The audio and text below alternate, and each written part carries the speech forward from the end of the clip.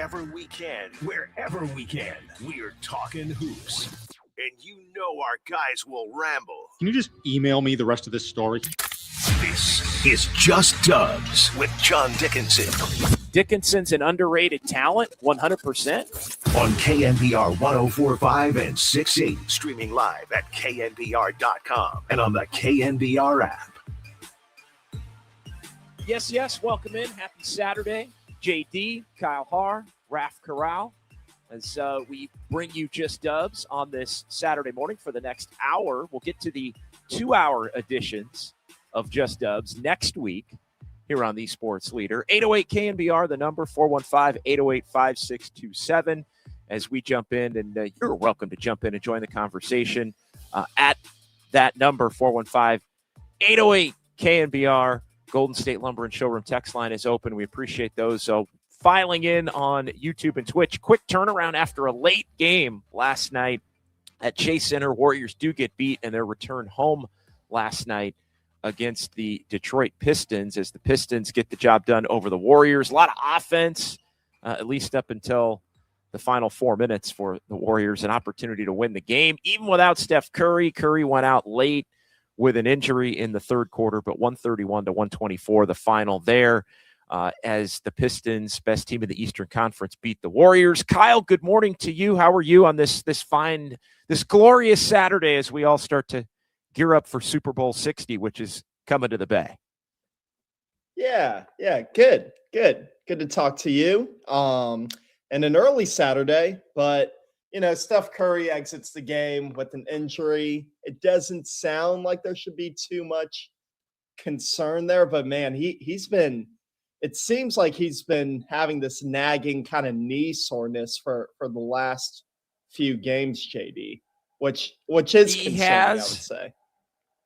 He has. It is concerning, and to me, it they have to figure out a way, and fortunately for the Warriors, they play last night, and now they don't play again until Tuesday, and Tuesday will begin the final stretch here before the All-Star break, and of course, the date and time that everybody's got their eyes turned toward is Thursday afternoon with the trade deadline coming up, so we're basically 5 days away now from the NBA trade deadline, and what ultimately do the Warriors do?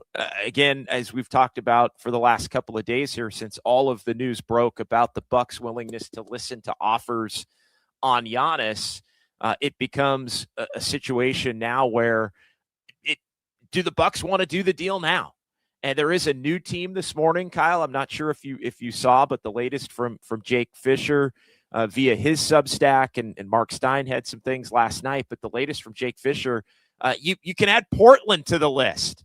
You can add Portland to the list of teams potentially looking to get into the mix as a team that was already reported as wanting to be able to enter a Giannis deal. If the Giannis deal was going to be made somewhere else, they want to try to get into that and offload some players, maybe acquire some players, non-Giannis parts of the deal. But the Blazers do, because of the Damian Lillard trade, the Blazers do have Milwaukee's picks in 28, 29, and 30. And so they are a team, because of some of the all-in moves that Portland or that Milwaukee has made in the last couple of years, they have the ability to offer Milwaukee something that may be enticing to Milwaukee, which is kind of a not a do-over on the Lillard trade, but an opportunity to recoup some of what they had to give up to go all in on Dame and Giannis, and obviously Dame getting hurt negated all of that. And Dame's back in Portland rehabbing his Achilles and getting ready to play for the Blazers again in the 26-27 season. So some interesting stuff there as we begin the show here on this Saturday morning. I did want to do a couple of quick thoughts on the game, and we spent an hour and a half, talking kind of a split about the game and about the latest with the trade deadline. But some quick thoughts on that, and then we'll hear from Draymond, because Draymond Green last night, and because it was such a late night inside Chase, Draymond spoke as late as we were on. Draymond spoke basically when we were about to go off the air, and we went off the air at about 11:30 last night, and he addressed a number of different things, the officiating, the technical foul that he picked up, but the one that we want to hone in on this morning is Draymond basically addressing if he's part of a deal, and just everything that's going on as it relates to if the Bucks do decide they want to make a deal. We know that Jimmy or Draymond have to be a part of it, and it depending upon who you read and when you read it, Kyle, over the last 48 hours, sometimes it's Jimmy in the trade, sometimes it's Draymond in the trade. The one thing we do know, if the Warriors do wind up making a deal with the Bucks, either Jimmy Butler or Draymond Green is going to be moving in that deal. I tend to think it's the Bucks pick, and the Warriors are just going to have to roll with whatever Milwaukee picks. But Draymond Green, I think for the first time in his Warriors career, is legitimately at a point where he could be traded here in the next 5 days. Yeah, and then I go kind of back and forth in my head. Well, would I rather give up Jimmy or Draymond? And now the thing is, if you have Draymond and you get Giannis, and you have both of them on the floor, which you would, because they would probably be starting, or I would think, is neither of them can really shoot. And that's an issue. And I know Jimmy is not a guy who's going to take more than 2 threes a game, but he could stretch the floor to the end of the mid-range area. But I'm not sure, because then, Jimmy's coming off his ACL, and I would presume that the Warriors would be careful with him next season, and he would probably have the DeAnthony Melton treatment of this season, where he's not playing back-to-backs and he has a minutes restriction. But I do think Jimmy has more potential, and that lineup is probably scarier in its healthiest and full form with the trio of Steph, Jimmy, and Giannis. Yeah, I think that's pretty easy to deduce. But then, as you mentioned, you factor in, all right, well, when's Jimmy coming back? Is it going to be February of 2027? And then you got to play the rest of the year without him. You don't have Draymond anymore if Draymond winds up being the player that goes in the deal. So you have to compensate for that. What do the Warriors ultimately wind up taking back from Milwaukee, I think is also something. If they wind up having to take, let's say, Kyle Kuzma and Bobby Portis back, well, that's another big man spot that's gone, right? And you would still have Al Horford. You would obviously have Giannis at that point. You potentially, maybe Quentin Post ends up going in a deal as kind of a throw-in somewhere. All of that has to be kind of factored. But you would, if you're taking back another big man, that would be, another big man that would figure to be in the rotation to be able to play. And so, again, I don't think it necessarily is much about picking and choosing who's the better basketball fit and all of that. To me, it's more picking and choosing, well, does Milwaukee want to take on the Jimmy Butler contract for a year versus basically saying, all right, we don't want to deal with Jimmy. We don't really want to deal with the Draymond thing. You got to figure out a spot to send Draymond elsewhere. Not to Milwaukee specifically, and that has the potential, obviously, to complicate deals. But again, it's like we've said so many different times, and I made the point last night on the Dirty Work show, if the Warriors are going to get this deal done, it really is the Warriors going, and I know it's been reported that they've basically let the Bucks know, hey, let the Bucks know, let the Bucks know when they're ready to do a deal, that we're ready to make an offer. But the reality is the offer is whatever Milwaukee, hey, yeah, we're going to take the 4 picks. We're going to take the pick swap. We want JK. We want Podziemski. We want Moody even. And so it winds up being basically whatever they want is ultimately whatever the Warriors have to roll with. And so if it's not wanting to deal with Jimmy, then you got to deal with that scenario if you're the Warriors and the ramifications of it. If it's not wanting Draymond to be in the deal, you have to get to the ramifications of all of that as well. So 808 KNBR 415-808-5627. Again, some quick thoughts on the game last night. Man, the Warriors continue to play hard here in the aftermath of Jimmy going down. I do give them credit for that. As I mentioned last night, and it was kind of an offensive, free-flowing. Steph was doing his thing before he left late in the third quarter, and then down the stretch, just not enough offense. The Warriors started to get stops after not getting stops really throughout the game at all. They start to get stops more down the stretch, but then can't score. Nowhere to really go with Steph not out there. It was a lot of DeAnthony Melton trying to put his head down and get to the basket or get fouled. Draymond. I think I saw people kind of making the joke to bring it back to Draymond here.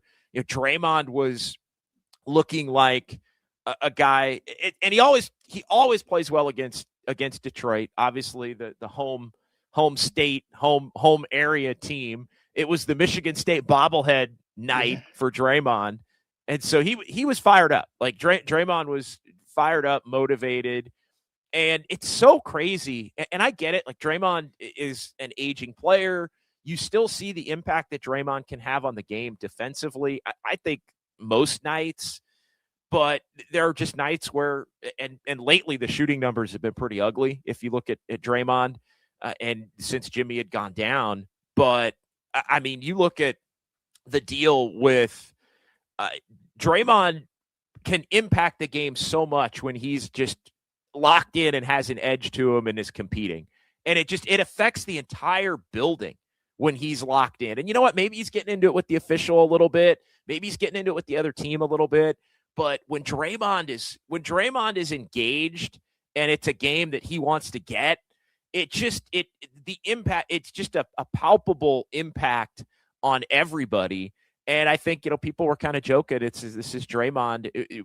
Some of the young players in Utah were having Moses Moody's been having the don't want to get traded game. Well, I think you could make the case maybe Draymond was having a don't want to get traded game, although he did address it in the post game, and we'll get to that clip coming up here on Just Dubs. 808 KNBR 415-808-5627, the number to jump in and join the conversation. As it is Just Dubs here on a Saturday. Let's get at some early clicks here. I know it's a little bit of a lighter crowd here, especially as we get this thing going early on a Saturday morning. And again, quick turnaround, obviously, off the late night last night with the game against Detroit. We'll get to the latest on Portland potentially being involved. So now you can say it's the Warriors with Miami. It's the Warriors with Miami. It's Minnesota. It's the Knicks. You can throw Portland in there. Again, Atlanta kind of off to the side, and the OKC, San Antonio, Houston crew at the bottom, kind of waiting to see how their seasons end before they would maybe want to jump in and join the fray in the summer. I'm going to reiterate one other thing before we get to the Draymond comments and the chat. I think the Warriors' shot to get this thing done is 5 days. They have to get this thing done if it's going to be them by Thursday. And I think the Warriors owe it to themselves. And I don't think they're going to do this. To me, if the Bucks take this thing down to the wire, which they will on Thursday morning, I think ultimately if the Bucks decide, hey, we get our landscape of what the offers are going to be, this is what the Warriors will do for us. This is what Miami can do. This is what the Knicks want to try to do. Minnesota to a lesser extent, Portland, all these teams, if others jump in, and I wouldn't be surprised if there is another mystery team that comes to the forefront here in the next 5 days. But where I think if it gets to a point where the Bucks say we're going to wait till the summer, I don't think the Warriors should act as if they have to protect everything for the summer. In my mind, there's what I'm saying I think they should do and what I think they will do. I think if the Bucks kick this thing to the summer, the Warriors are more inclined to, other than potentially trading JK Kuminga, I think they probably hold pat with their assets into the summer because they wouldn't be necessarily ruled out. And that may even factor in with Kuminga if Milwaukee is one of the few teams that truly are interested, as has been reported here over the last couple of days, in terms of maybe wanting Kuminga. Then to even hang on to Kuminga, like it just, to me, the Warriors should pivot if they can't get it done by the deadline and try to make at least another move at the deadline, even if that move involves Kuminga and Hield, and maybe one pick, right? Maybe you throw your 26 pick out there somewhere and then deal with the rest of what you have in terms of picks later on. And again, any asset that you would get in a Kuminga trade that helps you finish the season could still be something that gets thrown into another trade elsewhere in the summer to help you facilitate maybe a Giannis deal. So I would look to still be aggressive. Now, I'm not sure the Warriors would look to still be aggressive, especially though if they think Milwaukee might have interest in Kuminga. They would think, well, need to hold on to him as much as Kuminga wouldn't want it. The Warriors wouldn't want it. Again, I think the energy of the team, honestly, is better when as I've said, when Kuminga is just not a part of it, frankly. I think you've seen that with some of the spirited competition in some of these games since he went out of the game against Dallas. So that being said, though, and again, while I give the Warriors a lot of credit for the fight that they've shown, I just don't think that the way that they're playing is sustainable at all beyond the trade deadline and beyond the All-Star break. I just don't, unless they do something to add to this team. And Steph is a perfect example. Steph is working so hard, and I know he's getting fouled a lot, and people are, with last night, especially with the Sir Thompson and the grabbing and it just, without Jimmy and without a true number two, teams are just, it is just open season on Steph. It is open season in terms of attacking him defensively. The Pistons really did that last night early, and it's just, they're just putting him in they're just grinding him down. They're making him work hard for every bucket. And one that basically led to Steph's departure last night. That was a phenomenal play, but go back and watch the replay of that. That is how incredibly taxing for Steph to dance out at the top. He's got Asar Thompson on him, one of the best defenders in the league. He's grabbing him, he's clutching him, he's doing all this, and Steph's able to, but think of the toll that took on Steph to be, and yeah, he made the shot. It was an and one, and it was one of the great plays of the night, and Steph's still getting the job done. This is not a statement to say Steph isn't getting the job done, but it's to, Steph, he gets the job done, but he's got to do it at such a level that now he's got to leave the game. And while it's not appearing to be some kind of serious injury, the accumulation of how hard Steph has to work here over the last week and a half, you're seeing it in every game that he's played in, whether he plays well on a given night or doesn't. You're seeing how hard he has to work, and that is just not sustainable, I think, for this team moving forward. I also think this team is playing hard right now because they want the front office to do something to add. I think they're making the statement, help us, even if it's not Giannis and half of us are going to be gone. Help us. It's Steph, it's Melton, it's Draymond, it's Horford. Like, those are the guys that are leading the way. Moody. That, to me, that is the shot across the bow from the team to the front office.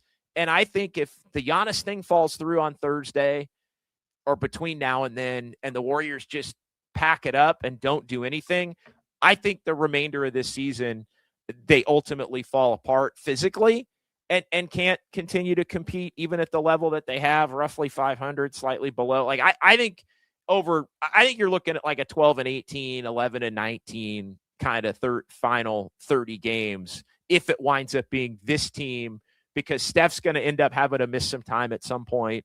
And again, can you count on Melton and Horford to keep playing the way that they have oh, by the way, they're not playing in any back-to-back. So that's like 4 or 5 games you take right off the top that they're just not going to play. Like, it's just going to be too difficult for this team, in my opinion, to remain competitive. So again, they gotta look to do something, Kyle. Well, I just think if they don't do anything at the deadline, just imagine how dejected that feeling would be over that team. Like just a dark cloud just comes in and it's just hovering over Chase Center for the rest of the season. Like, and then you have your vets like Steph and Draymond, and you might see it in their play where it's like, well, what are we really playing for this season? Like we know this team isn't good enough. So what is the point? And that's the point that you don't want to get to if you're the Warriors. So let's take a timeout. 808 KNBR 415-808-5627. We'll get into the chat. But coming up next, we'll play the Draymond Green post-game comments. Basically ask about, hey, the Warriors are looking to trade for Giannis. Everybody knows it. And how do you feel about the fact that, you potentially could be on the move in that deal? Draymond addressed that. We'll get to it coming up here. It is Just Dubs on a Saturday on the Sports Leader. The Sports Leader.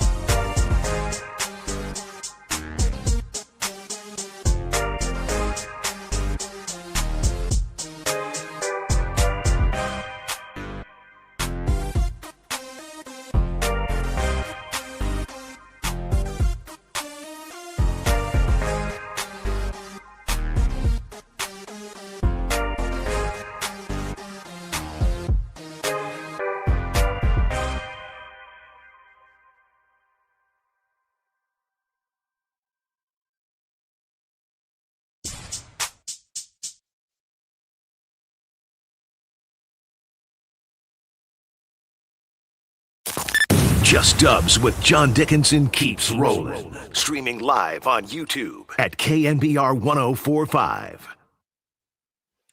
All right, rolling along here for the hour. Just Dubs, JD, here on the Sports Leader. 808 KNBR to jump in on the phone lines. Let's hear the Draymond Green comments from last night, and this was post-game with all the rumors swirling, and I know Draymond also had some quotes to Nick Friedel of The Athletic in a story that was posted yesterday by Nick. So I'll read a couple of those quotes coming up here. But this was Draymond in the locker room last night late, basically as we were getting off the air, and Draymond talking about just, hey, your name is surfacing here in some of these rumors. How do you feel about it? Pretty obvious who they're going after at this point. Big salaries. When big salaries are being traded for big salaries, almost everybody's name is rumored. Where are you at on your own, I guess, future here? Oh, I've been here for 14 years. I have no reason to sit and worry about leaving. But if I'm traded, that's part of the business. It is what it is. I ain't losing no sleep, though. I slept great last night. Incredible. I slept longer than I've slept in a long time. So sleep's well. Sleeping good. All right. So you buying it, Kyle? You buying it? He's sleeping well? I mean, look, Draymond knows. I mean, Draymond's as intelligent, I think, as any player as far as the business of the game and team building and what you got to do here. And like, I think Draymond would tell you, hey, you trade me for Giannis, you got to trade me for Giannis. Like, I think that's, I can already see the Draymond clip on his podcast of him saying, man, I'd trade me for Giannis. Like, I mean, I can already see it, but obviously you're not going to say it because you're out there on a night-to-night basis trying to compete. And look, I don't think Draymond wants to go. I think Draymond wants to be a part of, Steph and Giannis and whoever else remains on this roster. But I don't know. It was a good answer. So it was a well stated. It was a well stated. I don't want to say lie, but it was a well stated fib. I believe he's sleeping well. By the way, sleeps well. I mean, even going back to his response on his podcast about the trade, it was like, well, you're not going to find out anything about that on here. This isn't the podcast for that. And I don't have an effing clue. No. No. And so, I mean, it's interesting because I do wonder, Steph and Draymond do have input. Now, look, if it comes to the point where, and I think the way this thing goes, and Steph addressed it the other night in Salt Lake City, the fact that, he didn't want to get into the big picture type stuff, but he did say, hey, when the time comes, big points, big decisions being made, the Dunleavy or Lacob or, like they will have conversations. And, ultimately Steph and Draymond both get the benefit of the doubt in terms of knowing what's going on because of everything that they've brought to this Warriors franchise. And I know some people kind of bristle at, well, why does Draymond get the same level or a similar level as Steph? I mean, look, it's because he's been here from the beginning and not obviously as long as Steph, but and Steph is an all-time great, top 5 all-time type of a player. And there's a different level to it, but just because Draymond has input and they care about what he thinks doesn't mean that they wouldn't move him in the right deal. And it doesn't mean, where those conversations ultimately, where those conversations maybe stop is where, Steph would have to sign off in my mind on Draymond being moved. I do think that's a real thing. And I know there was the Nick Friedel piece that I mentioned, and there were some quotes in that from Draymond. We don't get into pressuring our front office, this via The Athletic, our ownership group, to risk the future for us to be successful now, because that's not how this was built. This was not built on risking everything in the future to be successful. So if we've created a blueprint, we get away from the blueprint now because everyone goes crazy. Like it's interesting. I mean, they continue to, I think that's Draymond honestly just understanding the business of, hey, I can voice my opinion or not voice my opinion, but ultimately, like, they've got to do what they think is right for the franchise. But let's be honest. I mean, we know Joe Lacob wants to go all in. The question becomes, if it's not Giannis, the level at which they want to go in. That to me is the more concern. Like, no, of course you're going in on Giannis. But there are undertones to the Draymond quotes that make people think, well, wait a minute, would Draymond say don't give up 4 picks and a swap and Moody and Kuminga and all these, for Giannis? But again, that's the part at which, Draymond's opinion, I think, is welcomed. But if the Warriors had a deal for Giannis on the table that didn't include Draymond being in the deal, and it was Jimmy and it was Kuminga and it was Moody and it was Pods and 4 picks and all this other stuff, like, Draymond's opinion would be welcomed. But here's the deal. It doesn't mean they're going to roll with it. No cap. Draymond told them not to trade for Lauri. Well, if they traded for Lauri, they wouldn't be in on Giannis. And so, again, I also think that's a matter of opinion in terms of, like, would you trade Pods and Kuminga and 3 picks for Lauri? Like, I mean, that's a fair debate, because Lauri is not Giannis. And that, so it's, Trey Murphy is not Giannis. As much as I've said I'd go in to a pretty significant extent for Trey Murphy, but Trey Murphy is not Moody and Pods and Kuminga and 4 picks. Like, it's not that level. So that's where I'm at with it. Like, he can have his opinion on it. And again, I don't think it's a crazy take to say, if you're Draymond Green, I wouldn't do 3 picks and all my young players for Lauri Markkanen. Like, that's, 2 years ago.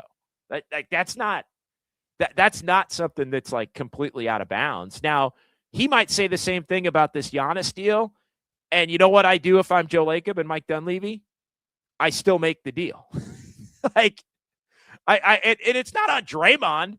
It's not on Draymond if he comes back in 10 years, as he mentioned in the Friedel story, and the team stinks, and the legacy that they left is kind of gone. Like, that's not on Draymond. Like, and I get, like, it's noble to think that Draymond cares about that, but let's be honest. Like, that happened. Like, that's happened to all the great franchises at one point or another. The Lakers, as much as it hasn't happened a lot, the Lakers have had periods where they were bleh. I mean, within the last decade, the Lakers have had periods where they're like, if guys were coming back from some of their championship teams, that it wouldn't be the same. Now, they've always had, for the most part, the star players that kind of keep that thing going. But I mean, Chicago hasn't been MJ good this century. Like, it's like, it was, the Bulls have literally not even made the conference finals since 98, since the last Jordan year. Like, that's how, that's how this thing has got, like, that happens all the time. Franchises that, so I don't think, again, it's kind of a noble thing to say. And I get it. There's a pride factor of, hey, we ain't going in and begging. Like, we still think we're pretty good players that can compete. But I don't make much of it, honestly, other than Draymond just trying to be appropriate and understanding all angles of what is going on. He wants to win. I think he wants to stay. Like, that's the one thing I will say. Like, I do think he wants to stay and not be included in a deal.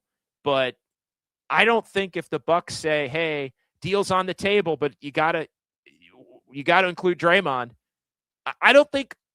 And maybe I'm wrong, and we'll sit here when we do the show next week, and I'll admit it. But I don't know about you. I just don't think if it's Draymond goes in the deal, and Draymond and the Warriors say, "Well, we're not giving up Draymond. Sorry, we're not giving up Draymond. Sorry, like, deal's off." Like, what? Like, what have you been clinging to your assets for the last 5 years? In that case, like, it just. So I don't know. Draymond can have his opinion. He can not want to go, but at the end of the day, if you're going to do the deal, you're going to do the deal. And I think the Warriors are going to do the deal. in whatever iteration Milwaukee wants if Milwaukee comes back to them and says, all right, it's Thursday morning, it's go time, we're going to do this deal.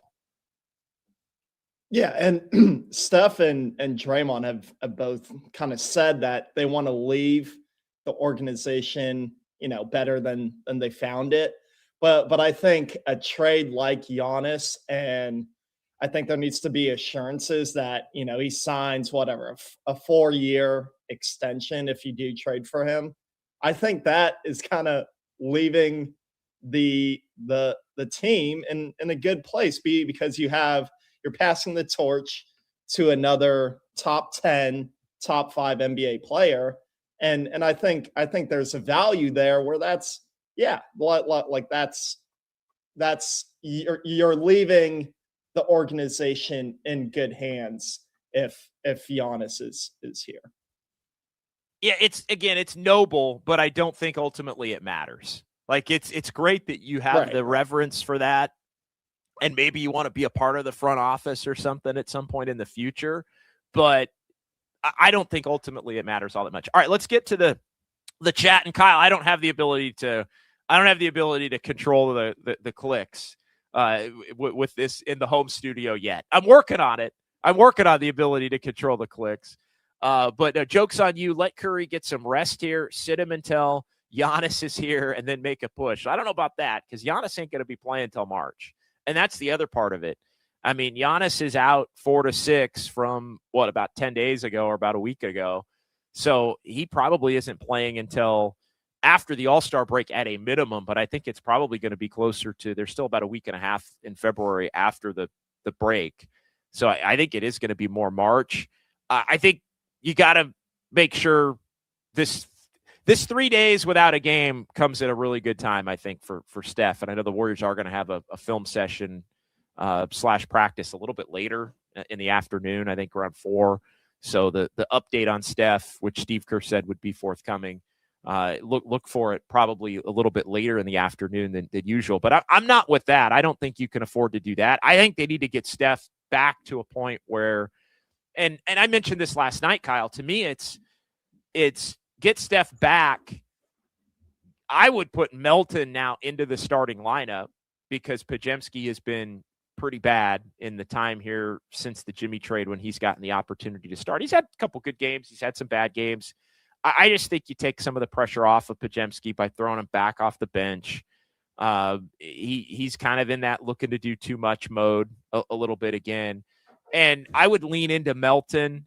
As much as it's not perfect with the minutes restriction, I would lean into Melton the same way the Warriors have leaned into Horford with Jimmy out. As go use the two stabilizing forces of Melton and Horford now to kind of offset Jimmy in the short term. So I would start Steph. I would start Melton. I'd start Moody.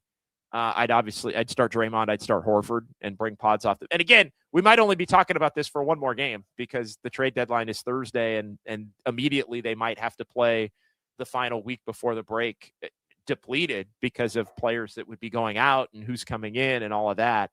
But to me, the goal needs to be get Steph healthy for Tuesday, go in with your vets, knowing that you play Tuesday, Thursday, Saturday, Monday, Wednesday, 5 games before the break, and they're every other day, no back-to-backs. So kind of go all in to try to win 2 or 3 of those games if you can. Again, it won't be easy, especially with the overall talent on this Warriors team. But I think that should be the goal as opposed to – and then get to the break and then obviously allow for Steph to have the week of the All-Star break, although he's going to be starting in the All-Star game. But at least a short flight, only down to L.A. for the All-Star game. It's not like he's got to go across the country to Orlando or Charlotte or DC or something like that. So, all right, let's continue in the chat here. Go ahead. One more thing on the Melton front. Yeah, quick thought here. I do want to see him in the rotation more with Curry. I know he's been kind of leading that second unit, but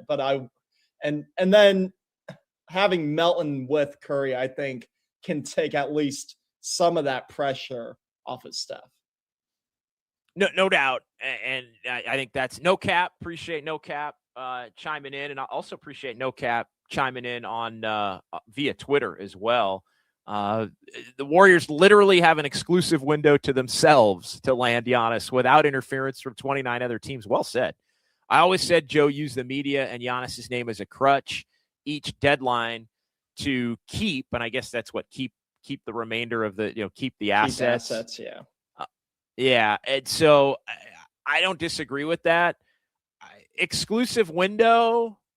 Yeah, I mean, other teams could be promising certain things that they can't do now that maybe they can look to do in the summer. I do think there's a little bit of that, but I think we also have to wonder, and the natural progression of the trade deadline and the lead up to the trade deadline. You hear one thing, then you hear the opposite thing. Then you hear this thing, and then you hear the opposite thing. I think you're going to have a lot of teams that are going to be making some promises about what they can offer moving forward and basically saying, hey, stand pat. Like, we got something better than this for you come July. And then it ultimately is, when it's all said and done, do we look back and go, yeah, the Bucks were just writing down everybody's best offer to save it for July. And then they'll take 2 or 3 more teams' best offers, and then they'll sort it out. That's the point at which I don't think the Warriors have a shot. I do, though, think they are the leader, or I think right there, to me, it's them in Miami right now that have the best offers on the table. As I've said a few times, beauty in the eye of the beholder is to, does Milwaukee want Miami's players versus the Warriors picks? Because the Heat can offer fewer picks. So I think we got to take a quick time out, though. 808 KNBR. We'll come back and we'll wrap it up in the chat. We'll give the people the conversation here to close out the show as we get toward 11, and then we'll take the weekend and come back on Tuesday and talk to you on Dubs OT following the Warriors and the Sixers. Final segment straight ahead right here on the Sports Leader. JD on a Saturday just feels right.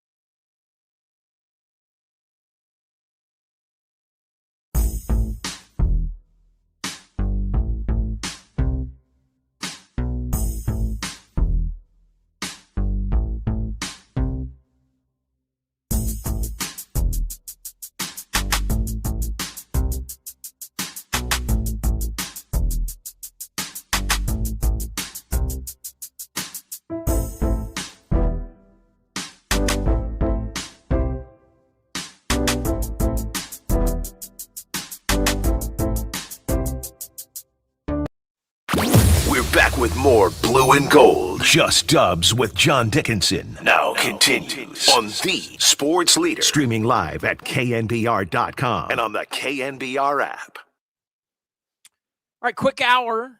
Just Dubs with JD. We got Kyle Haar, Raf Corral. Appreciate everybody. 2-hour edition next week post NBA trade deadline. So look for that 10 a.m. until noon here on the Sports Leader. And of course, we're going to be with you. It is Super Bowl week, and all of our shows, 6A to 7P, are going to be down at Radio Row, which is going to be a lot of fun. But also want to let everybody know we got a full week of Dubs OT, and we are locked in and committed. Beginning on Tuesday, following the Warriors and the Sixers. We'll be out at Harmonic in Thrive City.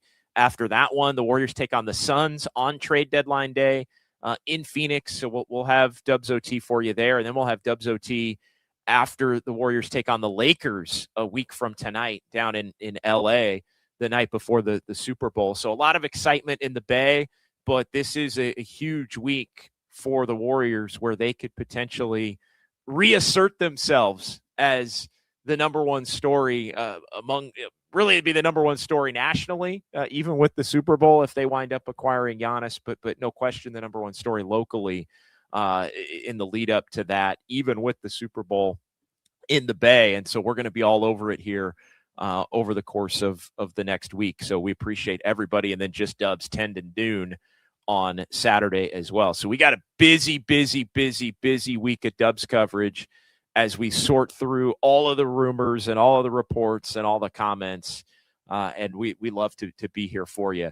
All right, let's give the show to the people here for about the last 8 minutes or so. Rapid fire, Kyle's clicks. Let's try to get to everybody. Joke's on you. Portland ain't it. Giannis won't re-sign there. Why would he re-sign there? The Bucks of the West. I don't even think they are the Bucks of the West. I mean, the Bucks have won a championship in the last 5 years. Portland hasn't won a championship since the 70s. So I think, I don't think Giannis would necessarily want to go there.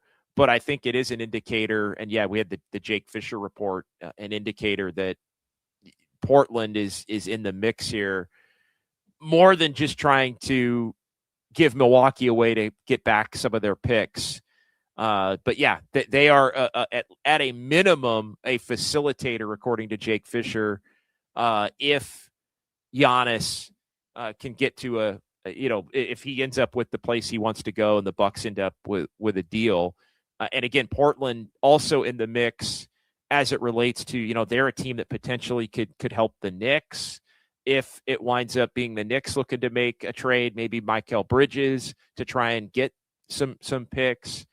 And so, Portland, again, has reported interest, again, according to Mark Stein and Jake Fisher here, that they would like to get Giannis. Portland would like to get him, but even though it would be a long shot for him to re-sign, and that's noted here in the story from Stein and Fisher, but they've made it known that they are interested, but at a minimum want to help facilitate a trade and be in the mix if it these trades that two teams grow into 3, grow into 5, can grow into, we've seen what the Warriors do, 6 or 7 even.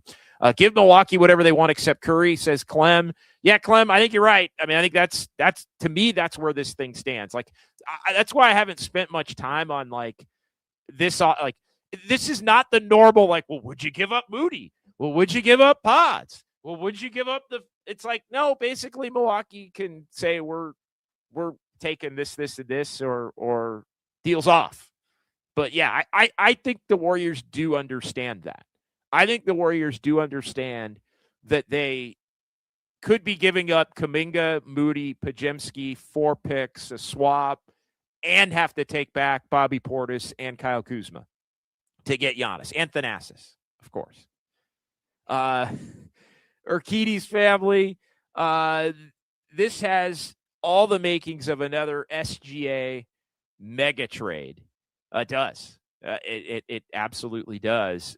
The Warriors don't have an SGA, though. I mean, maybe they do, because SGA didn't look like SGA in 2019 on the 4th of July when he ended up going from the Clippers to OKC and all those picks. And everybody thought that night, Kyle, that the Clippers were going to win a title. Everybody thought that night the Clippers were going to win a title, and OKC wound up winning a title that night with those moves. Think about that. Yeah.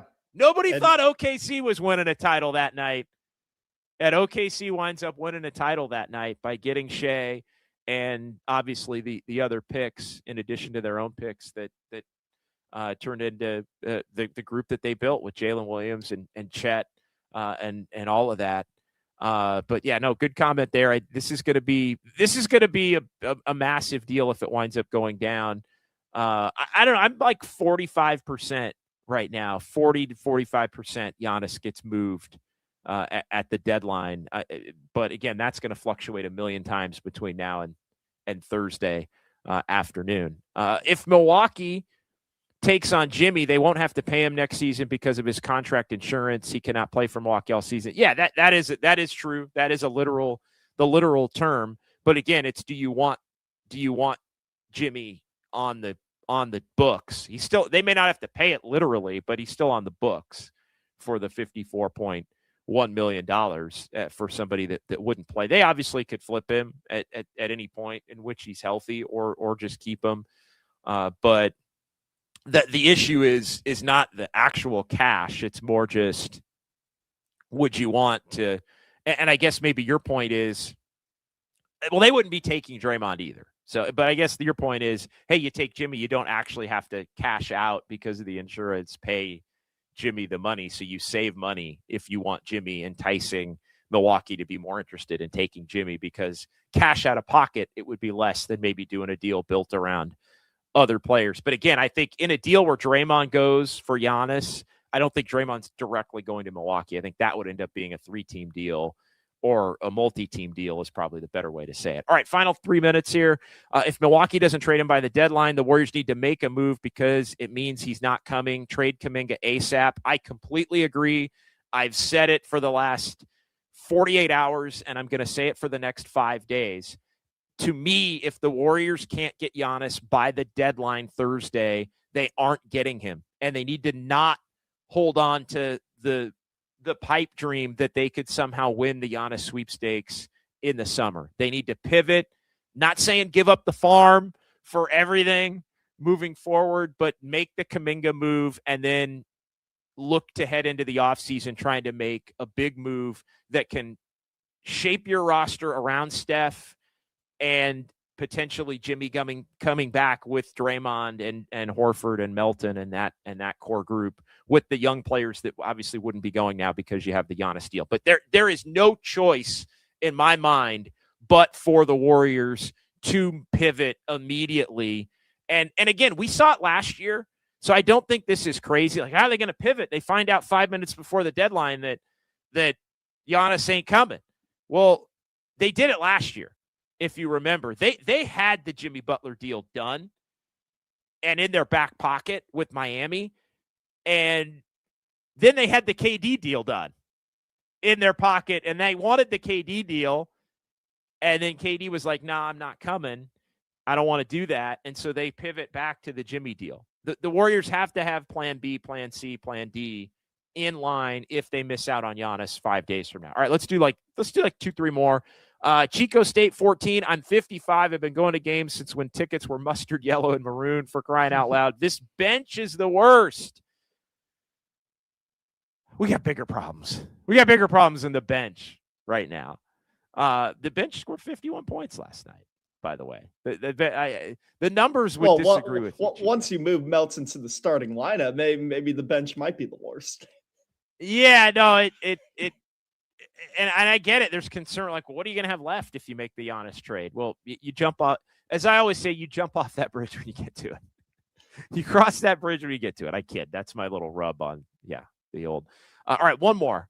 Sounds like he's realizing he might get traded. Going back to Draymond. I'm with you on that, Andis. I think he probably never believed it would happen before. I do think this is the first time Draymond thinks to himself, oh, there are like, I don't know. I think through the years, there's been like 3 people. I think there's been 3 players through the years. Giannis obviously is one. I think LeBron's another.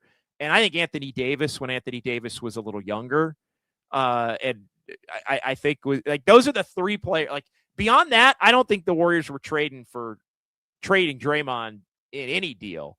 But if you can get Giannis, might have to do it. All right, that's going to do it. Appreciate everybody in the chat. Just a good power hour off of the show last night. Everybody enjoy your weekend. Enjoy the lead up here as the Bay is going to start getting a little Super Bowl fever. And we got trade deadline fever. So join us on Tuesday from Harmonic after the Warriors and the Sixers. Thursday after the Dubs take on the Suns in Phoenix, and then against the Lakers a week from tonight. We'll talk to you then. For Kyle and Raph and everybody in the chat, appreciate those who texted in. Bill Lasky coming up next, right here on the Sports Leader.